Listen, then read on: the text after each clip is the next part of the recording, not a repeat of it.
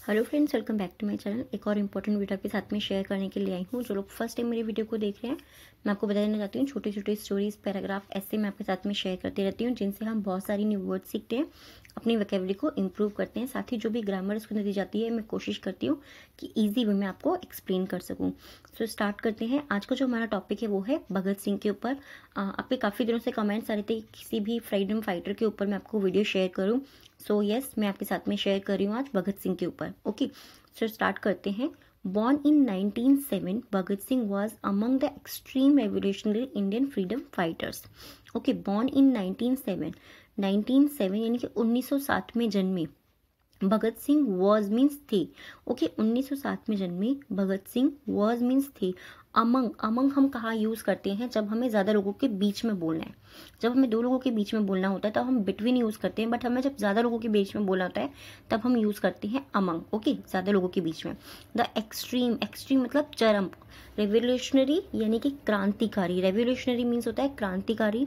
Indian means होता है भारतीय। फ्रीडम यानी कि स्वतंत्रता या आज़ादी, और फाइटर्स यानी कि सेनानी या फिर लड़ाका। लड़ाका भी हम बोल सकते हैं, वो भी करेक्ट होगा। मैं आपको हर वीडियो में ये चीज़ बोलती हूँ कि सिर्फ जो कुछ ही स्पेसिफिक वर्ड्स होते हैं सिर्फ उन पे ध्यान मत दीजिए, और भी अगर आपको लगता है हिंदी में हो या इंग्लिश में हो, अलग अलग वर्ड्स को आप देखते रहिए। सो भगत सिंह वॉज मीन्स भगत सिंह थे। जो भी जितने भी भारतीय स्वतंत्रता सेनानी थे, उनमें जितने भी भारतीय स्वतंत्रता सैनिक के क्रांतिकारी थे, उनमें वो चरम पर थे, उनमें से, यानी कि उन सबके बीच में वो चरम पे थे। इस तरीके से आप बोल सकते हैं इसको। अगर इसको हम ट्रांसलेट करेंगे तो उसका मीनिंग अलग हो जाएगा, बट जब हम एक एक वर्ड को ट्रांसलेट करते हैं तो हम इजीली उसको समझ पाते हैं। He was a largely controversial. He मतलब वह, वॉज मीन्स थे, और मीन्स एक, लार्जली मतलब बहुत ज़्यादा या बहुत हद तक, हम बोलते हैं ना कि बहुत हद तक या बहुत ज़्यादा। कॉन्ट्रोवर्शियल मतलब होता है विवादास्पद, यानी कि कॉन्ट्रोवर्शियल जो शब्द होता है इसको हम ज़्यादातर नेगेटिविटी के लिए यूज़ करते हैं। मोस्ट ऑफ द टाइम इसको नेगेटिव बोलने के लिए यूज किया जाता है। ठीक है। दो respected figure in the freedom struggle of India. दो हालांकि रेस्पेक्टेड यानी कि वो सम्मानित भी थे। फिगर मीन्स क्या होता है? रूप या आकृति, या हम व्यक्ति भी बोल सकते हैं। फिगर मीन्स होता है एक रेस्पेक्टेड फिगर, यानी कि सम्मानित व्यक्ति थे या सम्मानित आकृति थे, सम्मानित रूप थे। एक तरीके से, इस तरीके से भी हम इसको बोल सकते हैं। फिगर का मतलब बहुत सारे न्यू वर्ड्स होते हैं। ठीक है। In the freedom struggle of India. In the freedom यानी कि आज़ादी में, आज़ादी का जो संघर्ष हो रहा था, जो आज़ादी की जो लड़ाई हो रही थी उसमें, वो भारत की आज़ादी की जो लड़ाई हो रही थी उसमें वो हालांकि कैसे थे? वो सम्मानित सूरत थे या सम्मानित व्यक्ति थे। ठीक है। हालांकि वो भारत का जो लड़ाई हो रही थी, भारत का जो संघर्ष की आज़ादी की लड़ाई हो रही थी, उसमें वो एक सम्मानित व्यक्ति थे। This revolutionary hero was, this revolutionary की यह क्रांतिकारी हीरो। हीरो मीन्स क्या होता है? हीरो मीन्स होता है नायक। ठीक है। दिस रेवोल्यूशनरी हीरो वाज, ये क्रांतिकारी हीरो यानी कि नायक, वाज मीन्स थे। Born in a Sikh family, born means जन्म हुआ था इनका, इन अ सिख फैमिली, एक सिख परिवार में उनका जन्म हुआ था। In the undivided state of Punjab. Undivided मतलब अविभाज्य, यानी कि जिसका हिस्सा नहीं हुआ था, जिसका बंटवारा नहीं होता। अविभाज्य मतलब, अनडिवाइडेड मतलब जिसके टुकड़े नहीं हुए, जिसके हिस्से नहीं हुए। ठीक है। डिवाइड मतलब हिस्से होना, टुकड़े हो जाना, बट अनडिवाइडेड मतलब उसका अविभाज्य, उसका कोई मतलब उसका कोई तोड़ नहीं हुआ था। स्टेट उस राज्य में, ऑफ पंजाब पंजाब के राज्य में। And carried the legacy, carried मतलब ना किसी चीज को ले जाना या किसी चीज को ढोना या किसी चीज को एक तरीके से पकड़े रखना। ठीक है। Carried the legacy, legacy means कहता है विरासत, कि उनके परिवार की जो विरासत थी, ऑफ हिज फैमिली, उनके फैमिली की, उनके परिवार की जो विरासत थी उसको वो ले गए। And clinged to his patriotism till his death. Clinged मतलब क्या होता है? क्लिंज्ड मतलब होता है पकड़े रखना, किसी चीज को छोड़ना नहीं, थामे रखना किसी चीज को, कि मैंने कहा ना कि मुझे ये वाली चीज अपनी मरते दम तक करनी है, तो मैंने उस चीज को बिल्कुल पकड़े रखा, उस चीज को मैंने छोड़ा नहीं। वहां हम वर्ड यूज करते हैं क्लिंज्ड। क्लिंज्ड टू हिज पैट्रियटिज्म यानी कि उन्होंने अपनी देशभक्ति को थामे रखा, अपनी देशभक्ति को पकड़े रखा। टिल हिज डेथ, टिल मतलब तक, हिज मतलब उनकी, डेथ मतलब मृत्यु, उनकी मृत्यु तक उन्होंने अपनी पैट्रियटिज्म यानी कि अपनी देशभक्ति को थामे रखा। He was involved in a plot in 1928. He was involved यानी कि वे शामिल थे, वे शामिल थे। In a plot, in a plot, देखिए प्लॉट का मीनिंग क्या होता है? हम ज्यादातर जमीन का टुकड़ा समझते हैं, प्लॉट मीन जमीन का टुकड़ा, बट प्लॉट मीन क्या होता है? साजिश या फिर षड्यंत्र। साजिश या फिर षड्यंत्र। इन 1928 में जो एक साजिश हुई थी वो उसमें शामिल थे to assassinate James Scott. Assassinate means होता है हत्या करना, यानी कि जेम्स स्कॉट जो थे उनकी हत्या में वो शामिल थे। अब ब्रिटिश पुलिस सुप्रिटेंडेंट, जो ब्रिटिश पुलिस थी उसके सुप्रिटेंडेंट थे, यानी कि अध्यक्ष थे, जो उसके सबसे बड़ी ऊंची पोस्ट पे होते हैं ना सुप्रिटेंडेंट, उनकी पोस्ट पे थे। तो एग्जैक्ट रिवेंज, एग्जैक्ट यानी कि सीधा, रिवेंज मीन्स बदला लेने। टू एग्जैक्ट रिवेंज यानी कि सीधा, एग्जैक्ट बोलते हैं ना हम सीधा, रिवेंज यानी कि बदला लेने के लिए। फॉर द डेथ, मृत्यु का, फॉर मीन्स होता है का, ठीक है, ज्यादातर हम यूज करते हैं फॉर का के लिए। द डेथ यानी कि मृत्यु का, ऑफ लाला लाजपत राय, लाला लाजपत राय की मृत्यु का बदला लेने के लिए वो सीधे उनसे मतलब वो उसमें शामिल थे। The plot failed when they mistakenly killed another young police officer. Sorry, मेरे यहाँ बारिश हो रही है तो इसीलिए बादल जो है इतना जोर से हो रहे हैं, आवाज आ रही है, बट सॉरी।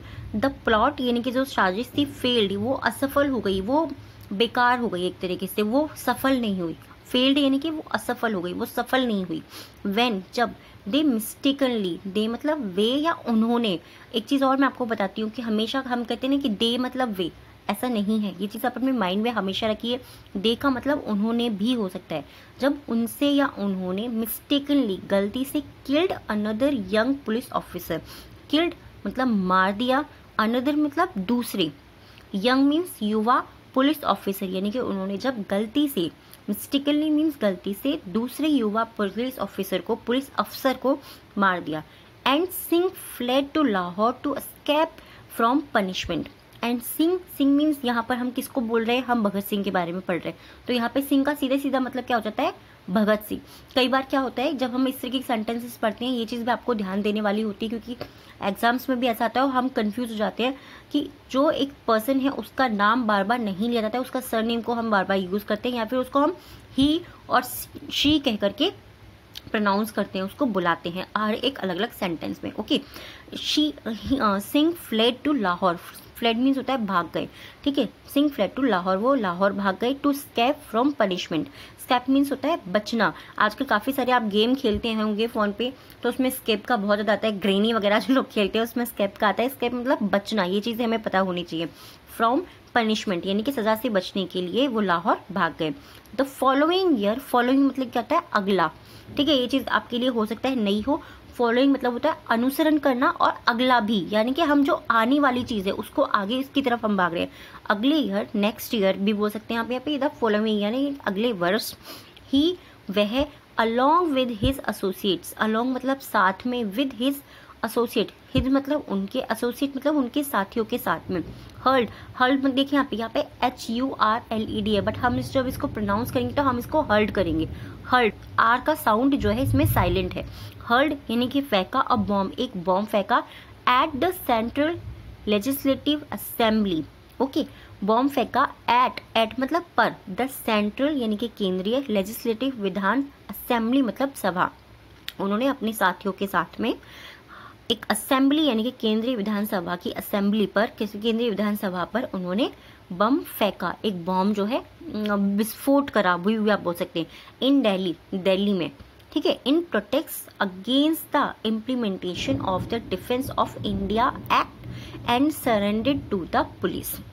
अगेंस्ट यानी प्रोटेस्ट, विरोध करते हुए, अगेंस्ट द इम्प्लीमेंटेशन यानी कि इम्प्लीमेंटेशन क्या होता है, परिपालन करना, किसी चीज़ का पालन करना। इम्प्लीमेंट करना यानी कि उस चीज़ को हम मान रहे हैं, उस चीज़ को हम पालन कर रहे हैं, कि कोई भी चीज़ हमसे बोली गई है उस चीज़ का हम पालन कर रहे हैं, इम्प्लीमेंट कर रहे हैं, ठीक है। कुछ देखिए ऐसे वर्ड्स होते हैं कि आप जब उनको इंग्लिश में बोलेंगे और आप खुद से ही उनका अंदाजा लगा सकते हैं कि उनका मीनिंग क्या हो सकता है। इससे परिपालन, इम्प्लीमेंट करना यानी किसी चीज़ को मानना, किसी चीज़ को पालन करना। मैं कहती हूँ ना आपको कि आप सिर्फ ग्रामर या डिक्शनरी में से वर्ड्स देकर के मत चुनिए या मत लिखिए, क्योंकि उससे क्या होता है आप बंध जाते हैं। आप अपना दिमाग लगाइए और सोचिए कि आपके हिसाब से वो वर्ड आपके लिए इजी कैसे हो सकता है। तो उन्होंने क्या करा कि जो भी भारतीय अधिनियम जो चल रहा था रक्षा का, उसके खिलाफ उन्होंने विरोध किया। एंड और सरेंडर टू द पुलिस, और पुलिस को आत्मसमर्पण कर दिया। सरेंडर यानी कि उन्होंने एक तरीके से ये छोड़ दिया कि मैं अपनी तरफ से आपको ये कहता हूँ कि आप मेरे साथ में जो करना चाहते हैं वो कर सकते हैं, आत्मसमर्पण कर दिया। तो वहाँ पे वो आपने देखा ही होगा, मूवी भी थी बहुत सारी, तो उसमें उन्होंने आत्मसमर्पण कर दिया पुलिस को। This great Indian freedom fighter, यह महान इंडियन यानी कि भारतीय फ्रीडम फाइटर स्वतंत्रता सेनानी वॉज सेंटेंस्ड टू डेथ। यहाँ पे देखिए सेंटेंस का मतलब क्या होता है, वाक्य, बट सेंटेंस्ड यानी कि सजा सुनाई गई, उनको एक वाक्य में सजा सुनाई गई। वहाँ पे सेंटेंस्ड का मतलब होता है सजा सुनाना। टू डेथ, उनको मौत की सजा सुनाई गई bye hanging by the British जो थे उनके द्वारा उन्हें फांसी की सजा सुनाई गई। And executed at the age of only 23। And executed यानी कि उनको मार दिया गया। एक्सिक्यूटेड मतलब होता है मार देना, ठीक है, मार डालना। एक्सिक्यूटेड, उनको मार डाला गया एट द एज, उस उम्र पर, ऑफ ओनली 23, ऑफ ओनली 23, जब वो केवल 23 ईयर्स के थे, 23 वर्ष के थे, तब उनको मार दिया गया या मार डाला गया। आई होप कि आपके वो ये हेल्पफुल रहेगा जब भी आपको ऐसे वगैरह लिखना होगा, क्योंकि कैसे बोलूँ मैं, भगत सिंह जो हैं वो उनकी स्टोरी जब भी हम पढ़ते हैं तो थोड़ा सा ऐसा लगता है कि यार बहुत कम एज में वो चले गए, बहुत ही कम एज में, बट उन्होंने जो किया वो इतना कुछ करके गए कि हमारे पास में उनके लिए पढ़ने का, उनके बारे में बहुत सारी चीज़ें हैं। अगर आप चाहते हैं और भी वीडियोज़ या और भी टॉपिक्स में उनसे रिलेटेड आपके साथ में शेयर करूँ, आप मुझे कॉमेंट करके बता सकते हैं। सो यस, अब देखिए टाइम है हमारे 3 वर्ड्स का, जिनसे जो है आपको टेंस बनाने हैं। आप पास्ट में, फ्यूचर में, प्रेजेंट में किसी में भी टेंस बना सकते हैं और उसको कमेंट बॉक्स में ज़रूर लिखिएगा। और इससे आपकी वोकैबुलरी भी इम्प्रूव होती है। अब तक हम ना जाने कितने सारे वर्ड्स इसमें सीख चुके हैं और आपके कमेंट्स आते हैं, मुझे काफ़ी ज़्यादा अच्छा लगता है। फर्स्ट वर्ड जो है वो है एक्सट्रीम। एक्सट्रीम मीन्स होता है चरम। ओके, इससे आपको सेंटेंस बनाना है, कमेंट बॉक्स में लिखना है। सेकंड है कंट्रोवर्शियल यानी कि विवादास्पद। एंड थर्ड है प्लॉट। प्लॉट मीन्स होता है साजिश। ओके, अब टाइप में हमारे डिक्टेशन वर्ड्स का। सो फर्स्ट वर्ड है, आप डिक्टेशन को भी कमेंट बॉक्स में लिख सकते हैं और जो लोग अपनी नोटबुक में लिखते हैं वो नोटबुक में लिख सकते हैं। आई होप आपको बहुत ज़्यादा हेल्प हो रही है इस चीज़ से और मुझे आपके कमेंट्स पढ़ के बहुत ज़्यादा अच्छा लगता है। सो फर्स्ट वर्ड जो है डिक्टेशन का वो है revolutionary. Revolutionary, okay, first word है डिक्टेशन का रेवोल्यूशनरी। सेकेंड है असैसिनेट। Assassinate, okay. थर्ड है हर्ड। ओके, थर्ड है हर्ड। फर्स्ट है रेवोल्यूशनरी, सेकेंड है असैसिनेट एंड थर्ड है हर्ड। आई होप ये वीडियो आपके लिए हेल्पफुल रहा होगा और अगर आप चाहते हैं कोई और टॉपिक मैं आपके साथ में शेयर करूँ, आप मुझे कमेंट करके बता सकते हैं। और ये टॉपिक कैसा लगा है इसको भी आप ज़रूर बताइएगा, किसी और टॉपिक के लिए भी ज़रूर बताइएगा।